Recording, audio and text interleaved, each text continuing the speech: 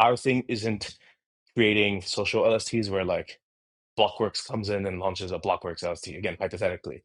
Like that's more like a Sanctum offering, whereas like for us, it's for real businesses to be created on top of uh, very successful protocol distribution, right? It's like Kinetiq proves it can pull and stake and be trustworthy with regards to it building infrastructure that the exchange deployers can come and then use to build their own exchanges from a stake crowdfunding and delegation perspective. And then the exchange deployer handles all of the nitty gritty like market deployment, market curation, and management. A quick shout out to today's sponsor, Katana. We'll hear more about Katana and their ongoing pre-deposit campaign later today, but for now, let's get into the episode.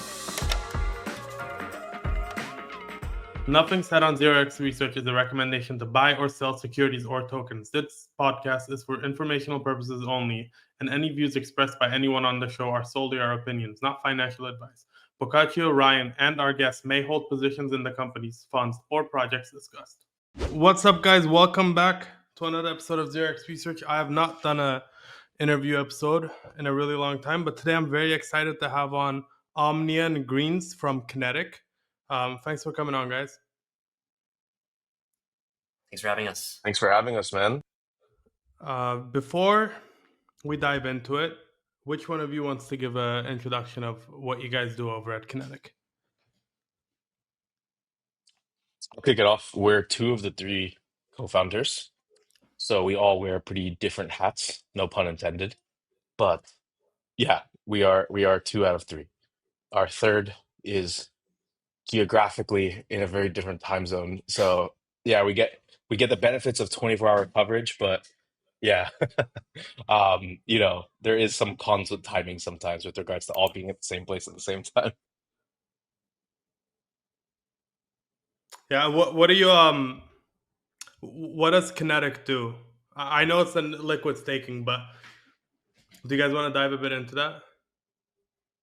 Sure. Yeah. So Kinetiq effectively is the liquid staking protocol built natively on the Hyperliquid network. The idea around Kinetiq is effectively roughly a year old, around essentially like building a product that all of us wanted to see and use ourselves, but didn't see being done. And even to this day, I mean, Kinetiq is essentially the culmination of something that all of us as nerds for DeFi have effectively wanted to use for a very long time, even prior to HYPE being announced as a token. Um, so yeah, that's pretty much it at a high level. There's a few technical cool things that we do over at Kinetiq, but I'll let Greens touch on those. Yeah, I think that we're just trying to position ourselves to capitalize on all new features that Hyperliquid ships that are related to staking. So just trying to be the most general purpose LST and to put ourselves in a particular position to capture value from these new features. That makes sense. What is, from what I understand, there are some quirks with Hyperliquid because it's two L1s that are connected to each other. What are some of these quirks that you guys have had to work with and that makes, I guess, Kinetiq unique? Yeah, building Kinetiq is a very interesting challenge that we've been excited about for quite some time. And I guess like the earlier challenges were around when will Core Writer, which was this very famous upgrade, when was that going live? And nobody had timelines on that.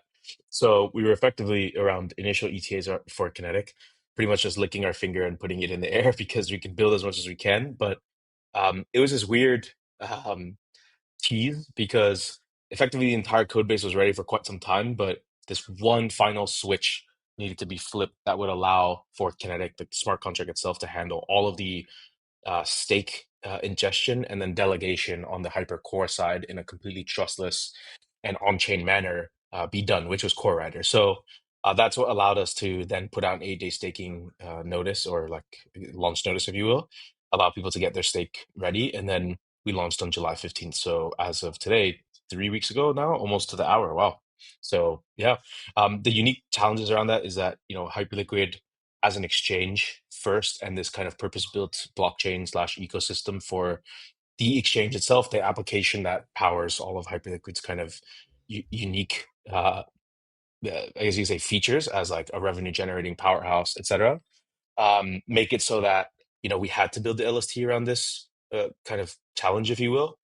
No other ecosystem essentially offers the same type of uniqueness with regards to how you have to structure liquid staking. So yeah, that was a challenge in and of itself. Therefore, it wasn't like you could take code from really any other ecosystem and do the same thing, right? It was very unique in terms of how it was structured. So hope that helps overall.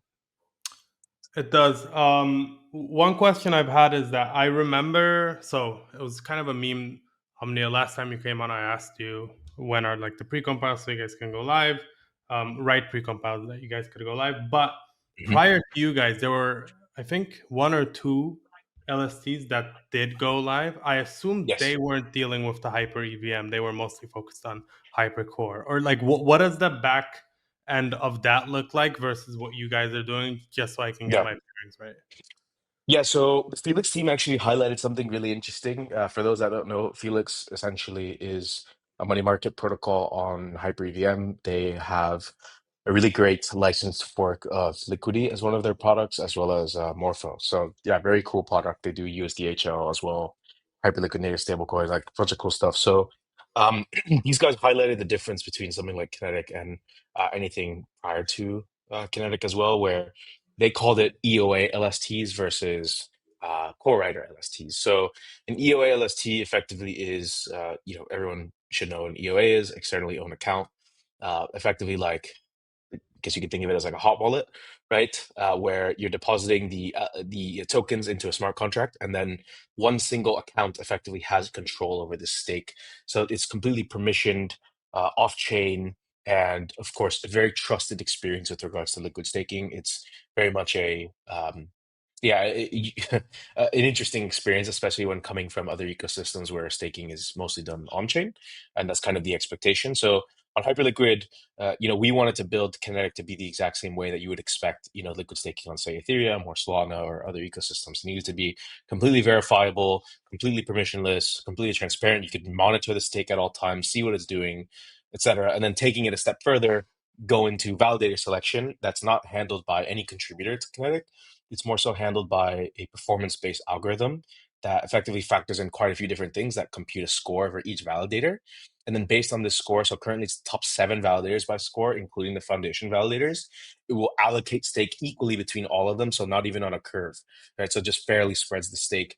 And then over time, the algorithm will essentially include more and more validators. So 7 to 11, 15, 20, and just grow with the Hyperliquid network. So that is kind of what you call, like, Kinetiq in this case, a core writer LST, meaning that all of the functionality with regards to the management of the stake, from delegation to the stake ingestion and like moving it over to Hypercore, moving it back to Hyper EVM for the user in the event somebody unstakes, or anything of that nature. It's all done completely on chain, leveraging this core writer technology on Hyperliquid. For people that don't understand like why this is even relevant, a very high level and quick primer is that you can think of Hyperliquid from an ecosystem perspective as this one foundational bedrock consensus mechanism called HyperBFT, in which 2 accounts are built on top of it, or like you said earlier, like 2 L1s, I guess you could say. It's all really the L1. It all shares the same state, which is kind of what's crazy about it. The Hypercore environment or account, if you will, effectively is what houses all of the perp and spot order books. So this is running 200,000 transactions per second. All of the crazy exchange activity that's happening is hosted here. But what's funny is that staking is also hosted on Hypercore. So Hypercore, which doesn't allow for smart contracts to be created, that's the purpose of EVM, which is the other account, if you could think of it that way. Essentially is where Kinetiq is deployed. That's where our smart contracts live. Then the protocol ingests HYPE, and then somehow, like, you need to move the stake over to the other side to Hypercore and stake it, right? Like, that is the purpose of building the whole thing on chain. So anything prior to Kinetiq essentially was completely off chain, trusted by what would be considered like an EOA, or maybe even in some cases potentially a multi-sig. Whereas in this case, it's the contract handling everything. So I know it's a little bit of a extended answer, but hopefully this does help give some color for those that didn't really understand the significance. No, that was perfect. Greenz, do you have anything you want to add? No, I think Omnia covered it. This episode is sponsored by Katana. If your assets are sitting idly, they're dead. Katana is built from the ground up to bring your bags back to life. Get started with Katana by joining their pre-deposit campaign before mainnet launches at the end of this month. Follow the links in today's show notes to get started. As always, investments in blockchain technology involve risk. Terms and conditions apply. Do your own research. I also wanted to ask about, so one thing about Hyperliquid that is good, but I think like kind of different to traditional blockchains, is that emissions are quite low. Like on FTV as well as on circulating supply. On circulating supply, it's like 2%, I think, and I think on the total supply, it's like 0.7 or 0.8 or something. Don't fact check me on that, please. But Yeah. emissions are quite low, and I think I don't think the team has any plans on increasing them. I'm curious how you think of an LST in that context. As in, like, are you Yeah. guys looking to offer additional yield somehow through other means so that it's more enticing, or do you think it's um, just the fact that you can integrate into DeFi and play around with it Yeah. is enough? Yeah, it's quite a few things. I mean, we've chatted with pretty much every type of staker, right? From the most retail of retail to most institutional of institutional. And yeah, the needs all kind of have a common thread, but they all end up at different places sometimes. So some people just care for the DeFi utilization. Some people just want to ensure that we don't care to do anything in DeFi really, but just want to be liquid as opposed to have like this lockup for 7 days in the event that you do want to unstake. A common thing that people run into on Hyperliquid is you can unstake, but then you need to initiate the transfer between the staking balance and the spot balance. That is something people forget to do a lot. So they expect their tokens on the seventh day, and they're like, "Oh shit! Like I didn't um, I didn't initiate the transfer." So um, yeah, that is an example of some of the reasons people are keen on liquid staking. And yes, like you said, like the yield is actually very, very low. So 2.2% is really nothing to write home about. But the point being that um, that's what's interesting about the fact that Kinetiq has pulled in quite a lot of TVL already. People do have this pretty much unquenchable thirst for DeFi on Hyperliquid, which is very much in its early booming stages. And yeah, like Kinetiq is built essentially to be this kind of critical infrastructure for DeFi. And an LST by itself, like this is something we chat about quite often internally, and like just general calls that we take. It's like an LST by itself is cool, but uh, you know, especially one that's not utilized is especially boring to us and honestly quite uninspiring. So for us, seeing things like over 70% of kHYPE being used already out of the 900 million kHYPE, 900 million worth of kHYPE that's been minted, a little bit over 600 million of it is already being utilized, like 620 last I checked earlier. And so that is for me like um, and overall for the team has been like one of the craziest things to see. Like it's being used in many places from money markets to yield trading platforms like Pendle, AMMs all over on Hyperliquid. Um, at Kinetiq, we have purchased the kHYPE ticker already as well. So we did this last October, so a while ago now. And when Hype quoting becomes available, you will have the kHYPE listing directly on Hyperliquid as well. But we don't care for it to be paired against USDC right now. So that's an example of some of the integrations that we already see. But the point being, like, there's a lot of different needs that have been met by kHYPE going live, and even institutional ones, for example, with iHYPE that we announced recently, which will be going live in the coming days, with several depositors lined up. That again, you have institutions who want to get access to Hype, want to stake that Hype once they get access to it, that haven't had the opportunity to do so before because of the lack of custodial support and some other infrastructure. So iHype is an example of kind of us identifying many different needs and then packaging it all into a couple of different offerings for very specific individuals. And yeah, to answer your point, like this is foreshadowing, of course, but kHYPE is like Kinetiq in general is much more than just an LST. It's the best way to put it. So we can talk on that for sure as to what lies ahead, but very different product suite than the typical LST. Perfect. I would just add briefly that I think, as you mentioned, because the staking yield on Hypercore is so low, people are eager to do other things with their Hype, and so having a stake solution that is liquid that they can use on the EVM becomes a lot more interesting when the native staking rate is so low. That makes sense. I want to talk about iHYPE a bit, Omnia. What is I mean, I know you gave a bit of a rundown of it, but have you guys seen a lot of interest? So we have, yeah, we have. It's been pretty wild actually. Um, of course, people see posts every so often about institutions, and that's, for example, like picking up hype bags or including them into their, I guess you could say, offering. But we have been in many, many conversations with several institutions about basically leveraging iHYPE. For those that don't know, iHYPE it's essentially kinetic stake hype for institutions. So it leverages all of the security and architectural benefits that we've created with kHYPE. Quadruple audited code already, which will continue to be audited and further battle tested.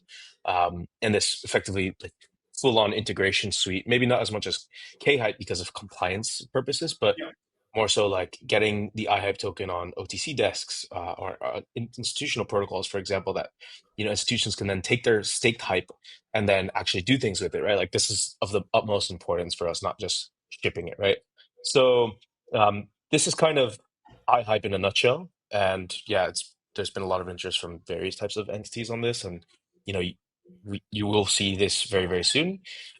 But the point being that yeah, it's been very interesting to roll out and pretty wild that there was such hunger for it.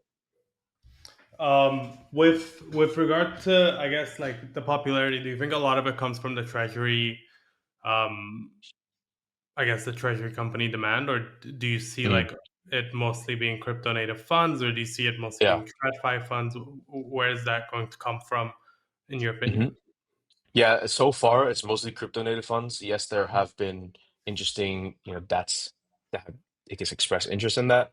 For those that aren't yet familiar with what we have announced recently, we have partnered with Hyperion DeFi, which is one of those, DATs as one of the launch customers for iHYPE. So yeah, very exciting times for that ultimately. But yeah, believe it or not, the least interest of the total pie has come from DATs so far. It's really been crypto native funds, even some trad funds that have a crypto allocation who have been very interested in working with us on iHYPE. So what's interesting about it though is that it's a completely isolated stake pool. So like I said, it just leverages all of the security benefits and architectural benefits. But the idea is for compliance purposes, for those that are familiar or even not familiar with how institutions work in terms of how they can come on chain and interact with protocols, there has to be complete isolation from a risk perspective and just generally like a user perspective. Like an institution cannot come in and then stake alongside, Bach or Omnia on chain, right? Like it's just, yeah, it's very, very different when it comes to those institutional compliance type of games, right? So yeah, effectively all depositors and validators, which are handpicked by depositors, need to be KYB'd or KYC'd in order to interact with this. And that's the point, right? It is an institutionally focused product. So, Bach and I can't go in and have like iHype instances for ourselves, right? It'll be institutions that'll come in and do that. Yeah. You don't know my compliance needs, Oh but yeah. All right. Yeah, that's a fair point. no, but Your I size is think size. I think I mean, this was one of the things. I don't know how much you guys saw this on your end, or if you, but um, one of the things with Hyperliquid when it first launched was that most funds wanted to get some form of exposure, but it was very difficult because it wasn't supported by a lot of custodians. And I Correct. feel like Yeah. that's a very important point to kind of hammer down, is that institutions are very different, especially US institutions. They have very hmm different compliance requirements. I think crypto Exactly. native funds can kind of get around it. Yeah. But even then, I mean, if you're seeing interest, clearly Yeah. there's strong demand for it. Yeah, and it's Um, still difficult, like you said, right? Like that's the crazy yeah, part. And even today, still, it's not, like TGE. Yes, it was still difficult, but even today, it's still difficult. Believe it or not, there are not even a handful, not even like half a handful of custodians that support, at least like T1 custodians that yeah, support the Hyperliquid ecosystem, let alone Hypercore. So, like, okay, say you get some hype, you may need to do it on EVM because these are systems that typical infrastructure is familiar with. This is like the easy part. But then Hypercore is a completely bespoke integration. For those that don't know, or maybe some are very familiar with this, but the Hyper Foundation takes an extremely hands-off approach with regards to paying for integrations. Typically, ecosystems are putting multi-million-dollar bills for this type of infrastructure to come to the chain. So really people don't understand the weight of businesses needing to make strategic decisions to support Hyperliquid because they understand kind of what's at stake, right? And the fact that their depositors want it. So even today, I mean, I think the only largest um, custodian today on Hyperliquid is Fireblocks, and then many are days away or weeks away. So yeah. yeah. I think Hyperliquid is probably the only case where I've seen build it and they'll come. That has Yeah. actually worked within crypto. I feel like typically when devs attempt to do that, it doesn't work hmm out. And Exactly. yeah, some of these. Anyway, I don't want to talk about tools and how much they charge, but Yeah, it's a lot. I exactly. Yeah. let's do so. kHYPE is for DeFi integrations. Um, Correct. I saw Valantis launched a Mhm. kHYPE AMM specifically. Is that something Yes. that was in the works for quite some time? It was, yeah. So it was pretty crazy. So like when things started to get very funny for us was when we started to see, again, like I mentioned, like the code was ready for quite some time. So people were able to start building integrations pretty early, even prior to launch. Yeah. Um, and this is what we focused on, right? Like we focused on making sure that integrations were just crazy and ready to go from day one, which is what allowed the K-Hype, I guess you could say adoption to kick off in a really crazy way. Somebody posted something that we didn't even realize, which was funny, that Kinetiq had the largest ever 1 week inflows ever for an LST, second only to Binance at like 135 million worth of their Binance staked ETH, and Kinetiq closed at like 550 million the first week. So that was Wow. pretty interesting. Yeah, yeah. So like we had not even known, right? So Wow. 1 week You guys TVL are growth was just wild. yeah. You guys are at 862 mil TVL. That's insane. Yeah, so it's been interesting to say the least, where like over 2.2% of the total supply sits in Kinetic, and well over 6.3 or 6.4% of the circulating supply sits in Kinetic within the first 3 weeks. So yeah, obviously been very humbling, very inspiring to see the adoption that's kicked off. But again, the point being like, yeah, it looks quick, but we spent nearly a year getting this integrated everywhere that you already see it. Many of which were like, okay, go live first, and then we'll build the integration. So many were caught on the back foot, which was interesting. But the point being that all the integrations have been really, really great. And yeah, I mean, nothing but fun. And so far, like, we have a ridiculous amount of emotional investment into making sure that uh, people have the best possible integrations.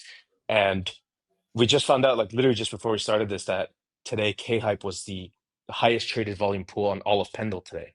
Out of Wow. a platform with like almost 7 billion in TVL, the most volume was done on kHYPE pool, which is just super wild. So yeah, super, super crazy. Yeah.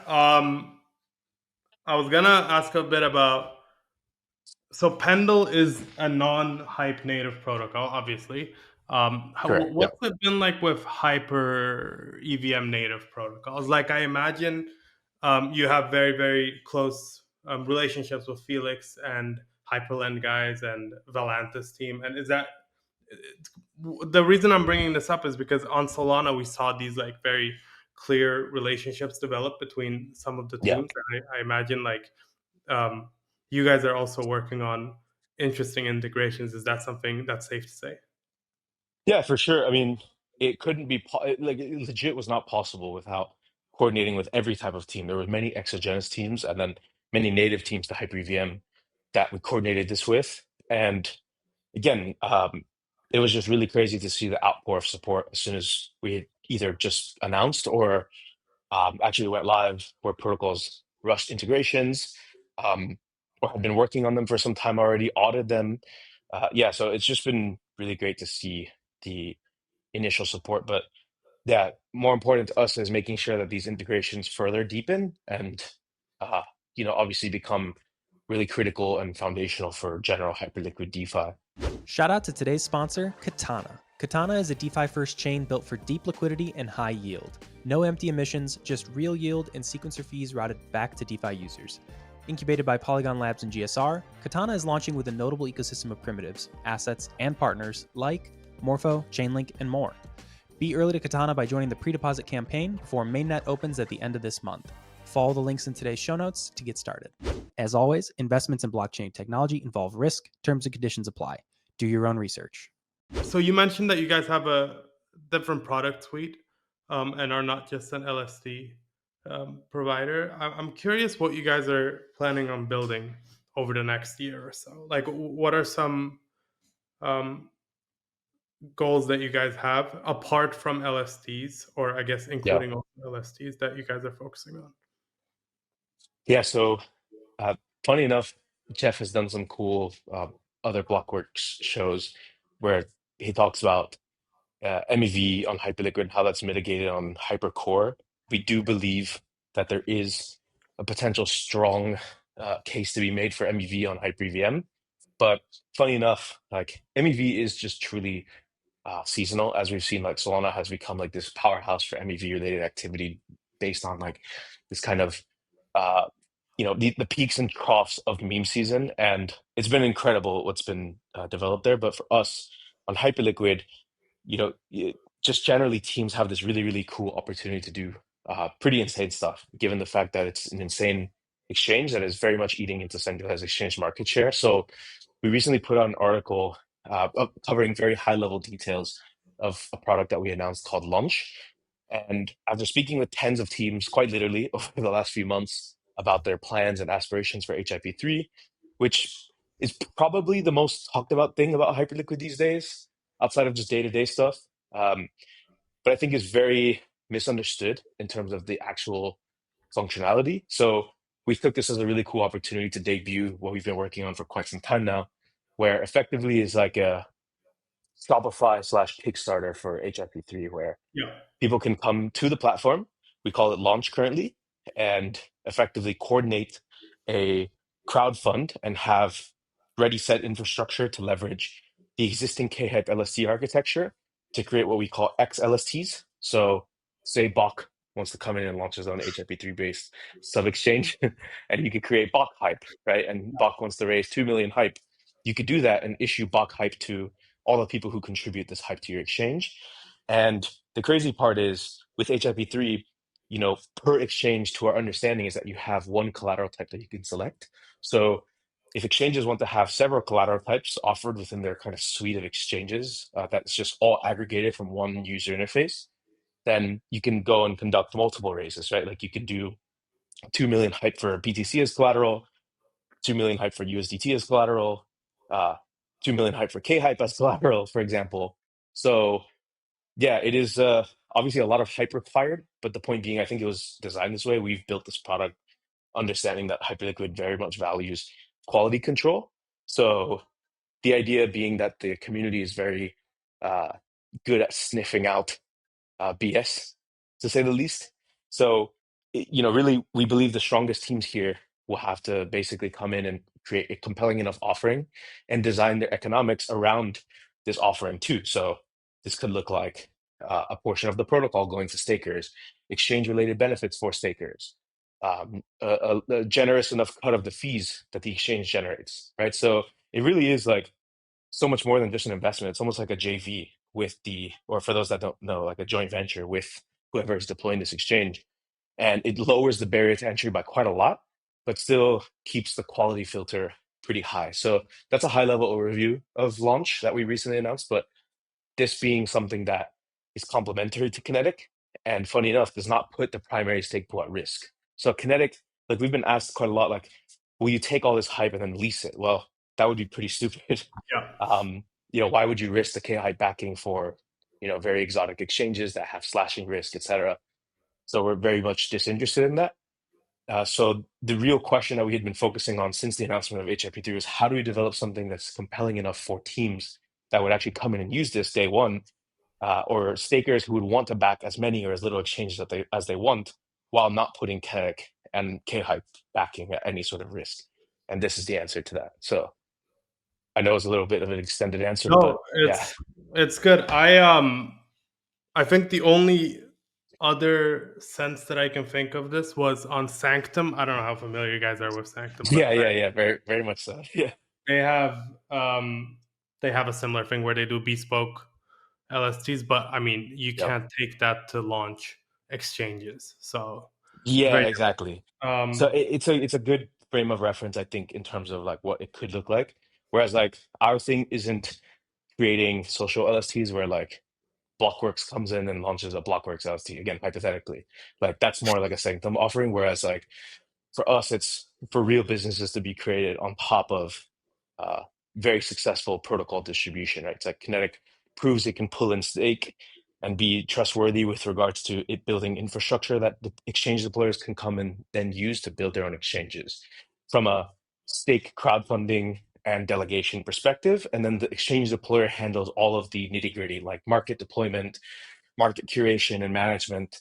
front end operation. So for those that don't know, HIP-3 is not going to have their whatever markets or exchanges that are launched on it featured on the Hyperliquid front end. So all the exchange deployers will need to figure out whatever front ends they'd want to offer. So we don't even care to do that ourselves. So Kinetiq will not do front end operation for these. It's just going to help with the actual crowdsourcing of the stake, and then also the issuance of the LSTs permissionlessly on behalf of those that stake for each exchange. So very much selling shovels, if that makes sense, and making it easier for deployers. I have two questions with regard to HIP-3. First of all, if it's primarily used to not launch assets that are related to those that are already on Hyperliquid, right? Like this would be more exotic assets. I think. Am I mistaken here? Yeah, I think it could be a mixture, right? So there are deployers who want to do things like, for example, Ventuals has been one that's been quite public and in the eye recently, where they want to do pre-IPO trading. Like that's an insane offering, right? Like quite fantastic. People are really interested in stuff like this. And then there are other exchange deployers that we've chatted with who want to do bonds, rates, commodities, FX, other more niche stuff, things without oracles, permission, prediction markets. So yeah, there's been a really diverse, quite broad range in terms of the assets that people want to enable trading for. But it's not just niche stuff. It's things like really high leverage on crypto assets or really high leverage on equities. Forex has been a big one. Like that's been like one thing that people have always related to as like pretty adjacent to crypto, but kind of still a really big line in the sand where they don't have much crossover. So I hope that helps in terms of what the It does. landscape has looked like. It's not just equities. People are like, oh, I just want to trade equities on chain. Well, there's a lot more people are working on. Yeah, I think the main reason that I wanted to ask is that because to me, there's I'm curious why people would launch HIP-3 when they can do a lot with builder codes. But I guess with Yeah, builder codes, you can really only launch. You can really only like trade the Hyperliquid native assets, right? Like exactly. there's no We have some control. theories as to how far builder codes extend, by the way, but yeah, that's probably for another time. This episode is brought to you by Marinade. Marinade is focused on developing staking technology that strengthens the Solana network and connects SOL holders with the best staking rates available. With solutions for both DeFi and TradFi, including liquid and native staking, as well as direct enterprise integrations, Marinade's high-performance staking delegation platform brings billions in liquidity and security to the SOL market. To learn more, follow the link in today's show notes, and thanks again to Marinade for sponsoring today's episode. AlgoKit 3.0 includes all the tools and open source resources you need to unleash the power and performance of the Algorand blockchain. Access a resilient network with instant finality, consistently high throughput and low fees, and layer 1 features like atomic swaps and native assets. No smart contracts required. Whether you're building DeFi protocols, enterprise solutions, or next-gen dApps, AlgoKit has all the tools you'll need to build faster, safer, and smarter. Start building with AlgoKit today by following the link in today's show notes. As always, investments in blockchain technology involve risk. Terms and conditions apply. Do your own research. And in terms of the HIP-3, like the launch product, it's not live yet. It's still on testnet. No. Yeah, very much still on testnet, well in development, spec'd out, yeah. And have finalized the first few curated launches for the platform. Yeah. Okay, that's what I was going to ask. So you have interest on the launch side as well. There's tens of teams who are ready to do this pretty much immediately and have been working with us to kind of fulfill their needs, put together economics for what they would offer the public in exchange for their stake. And again, it's not a trade, right? Like you're not selling your stake, you're just staking it on behalf of this exchange. So yeah, that is well in place and well underway. Are you guys going to do quality control in the sense that if I'm trying to launch Boccaccio markets and I'm offering like X% of fees and Y% of token, is that if people don't return that to stakers, will you just say, okay, Yeah, well, like what happens? Yeah.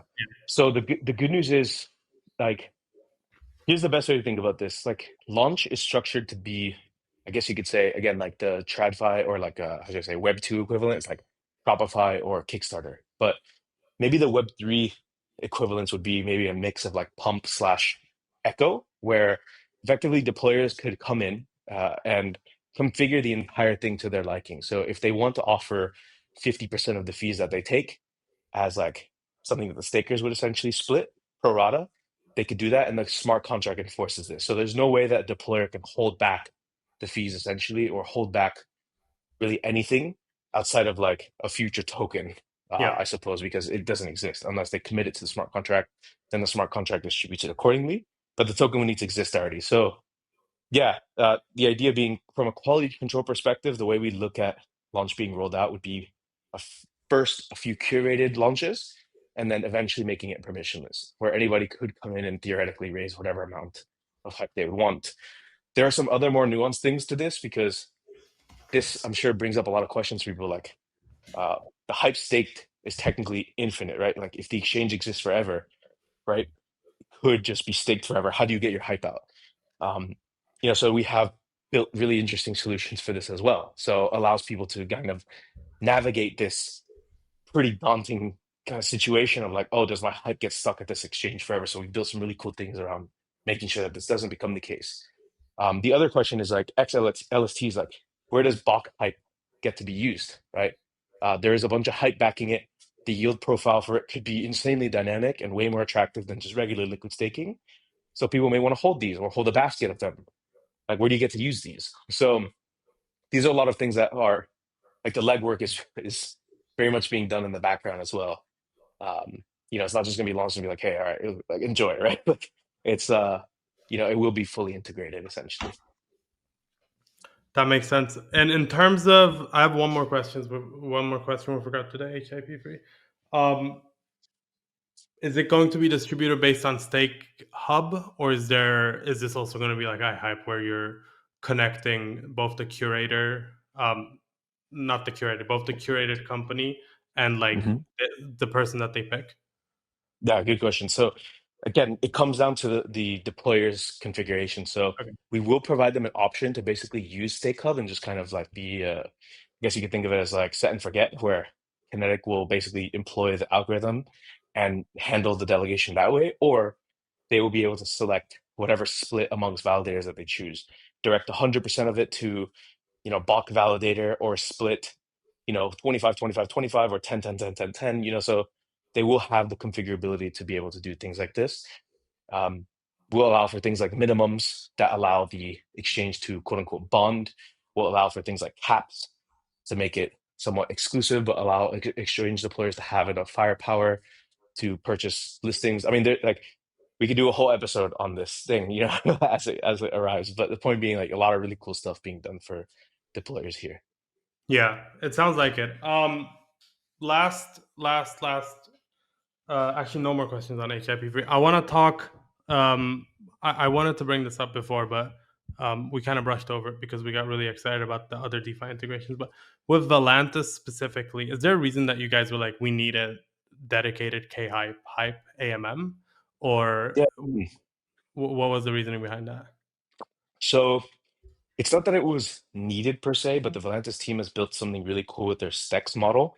Yeah. And yeah, for those that don't know, it's effectively found a way to basically optimize for as little slippage as possible with regards to pegged asset trading, like kHYPE to hype, for example, and then also find ways to generate more yield on idle AMM deposits. So they take a portion of the deposits, and you can see it in real time, like where it's allocating, and it'll lend it out on Hyperlend and generate some lending yield on the hype that's not being utilized, and then be able to call back those assets whenever, and then also facilitate, say, a huge swap. So today, um, Valantis' kHYPE AMM boasts like well over 55 million in liquidity, and then total liquidity for kHYPE on Hyper EVM already exceeds like $70 million. Again, this doesn't even include a hypercore listing that will come at some point as well that we've secured already almost a year ago. So yeah, Did it you guys wasn't. get it when the prices Yeah, weren't ridiculously high, the auctions prices? yeah, we bought it when it was still USDC, so Okay. it wasn't too bad, low five figures. People could see it on chain as well when we bought it. Yeah, so that's pretty interesting.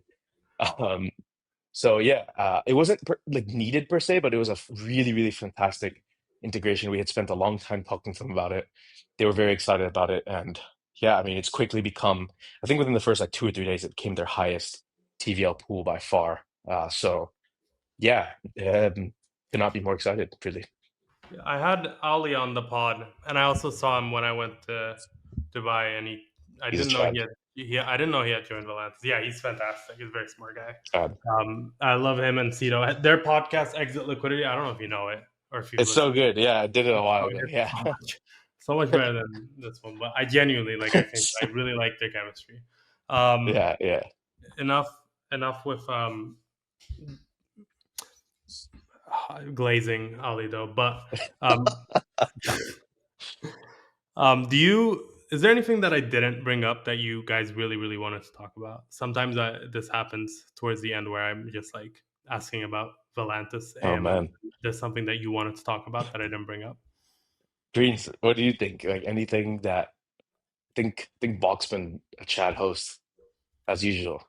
I think that we've covered all the really exciting things. I mean, for me, I think I'm most excited about HIP-3, obviously, and designing this over the next months. And I think we also have a lot of very exciting things coming on the institutional side. But we covered all the high level Yeah, product.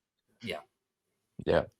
Very good. Okay, so then before we end it, do you guys want to give kind of a shill sesh where can people find more about you, Kinetiq, and like what should they look forward to over the next month or so? Yeah. Yeah, our handles are the names effectively on here on the pod, and then Kinetic on Twitter or X is Kinetic_XYZ. But obviously we have some pretty active community channels as well where we're all in there vibing and talking to people about the product and you know doing doing community stuff. So we're all very much like I guess like one thing that's been nice to see is we're community members just like everyone else. We just this larger group of us now effectively banded together well over a year ago to start thinking about how to do this really, and then close to a year in terms of when we actually started building it. And yeah, 2 years, well, a little over 2 years now since we found Hyperliquid. So yeah, we're community members just like anybody else. I think this is a thing that, new entrants to the ecosystem may or may not see or understand. But the point being that we've built this from the POV of, what would we do? What would we want to use ourselves? Um, yeah, like that's, I think, something noteworthy to touch on because, yeah, it's usually the conversation is very different, right? Usually it's like, founders or teams in general will kind of identify an opportunity and then build around said opportunity, but not build it from the natural need of like, oh shit, like we need to do this ourselves because we want to use it, right? And then you look at the landscape, you see it's not being built, and you kind of go and do it as a squad, right? So that's I think something noteworthy that maybe people may or may not understand about Kinetic and just the grassroots approach behind this, and yeah, how everything's been structured. And that's like the ideology that we take into pretty much all of the products that we build. So yeah, these are the main things. I mean, huge credit to other ecosystems. We've had the opportunity to really study what a lot of LSTs have done elsewhere, where they've made mistakes, where they've strived, and build this really cool product. And I think like maybe one final thing to touch on is Kinetic is unique in the sense that as an LST, we've incorporated a DeFi element natively within the platform, where we collaborate with Veda on something called the Earn Vault. It's basically this one vault where people can just access all of Hyperliquid's DeFi opportunities in one place. Obviously, they have to be vetted. So Veda goes through a stringent process of making sure the platforms are audited and they have proper security protocols. But that has amassed close to $180 million in TVL, which became quickly the largest vault on Hyperliquid by USD and HYPE terms. So it just shows that the demand for things like this has been pretty much through the roof. And yeah, I mean, that was one thing I think worth touching on that a lot of people may or may not understand yet about Kinetic, about how integrated of a platform it is from the product perspective initially, like right when you come to the website to stake, and then beyond that as well. Like we've really thought a lot about the user journey and experience with regards to liquid staking. And yeah, overall, I hope that helps give people a better picture as to like where we're coming from about this. And yeah, what it'll look like in the future with further businesses to be built on Hyperliquid. It does. I think that was a great way to end it. I am looking forward to potentially having you guys on as well. Maybe so we can do an entire episode on HIP-3. I think there's a lot of stuff Yeah. that not just that I don't understand, that I think a lot of other people also don't understand and haven't thought about. Yeah, But yeah, yeah, for sure. Omnia Cool, Greenz, man. thank you guys for coming on. This was fantastic. Thank you as always. It's good being on.